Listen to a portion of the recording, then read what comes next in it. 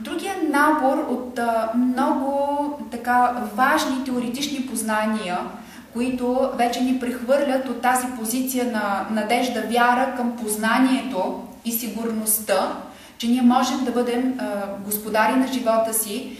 Това е осъзнаването на силите, които всеки един от нас, като човешки същности, притежаваме по рождение.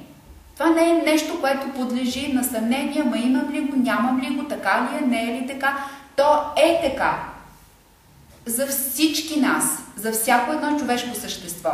Това са силите, които чакрите ни притежават. Силата на Муладхара, базовата чакра, да възприемаме. На Свадистана да избираме, на Манипура да действаме, на Анахата да изживяваме, Вишудхи да отразяваме истинската си същност в този свят, на Агя да учим и да обучаваме другите, на Бинто да израстваме,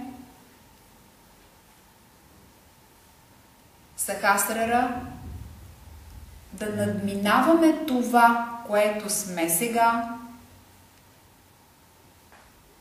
и на чакрата Ба, която е извън физическото тяло, да забравяме. И да започваме всичко от начало с устрема на дете, което тепърва опознава света.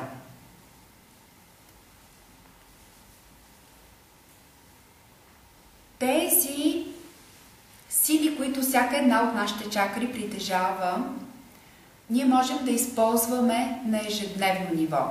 Така, както можем да използваме законите, основните духовни закони, които ви изброих преди малко. Най-важното е осъзнаването, че ние, като частици от Бога, имаме тази огромна способност да творим. С фокуса си, с вниманието си. Там, където се спира нашето съзнание, в тази посока ние насочваме нашата енергия. Насочвайки енергията си, ние сътворяваме изживяването си, сътворяваме света по начина, по който искаме да го видим, да го изживеем. Тези духовни познания, тогава, когато сме готови да започнем да ги прилагаме в живота си, на по-съзнателно и на по-регулярно ниво, могат да променят човешкият ни живот. С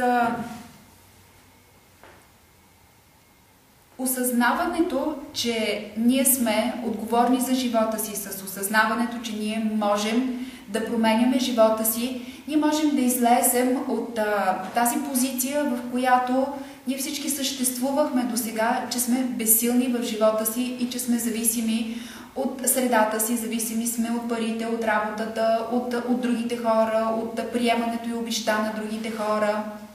Когато осъзнаваме, че нашия собствен живот е под наш контрол, вече се изправяме в тази нова позиция на съществуването на духовни същества, на същества, които са в състояние да ползват духовното познание, за да подобряват живота си на ежедневна основа.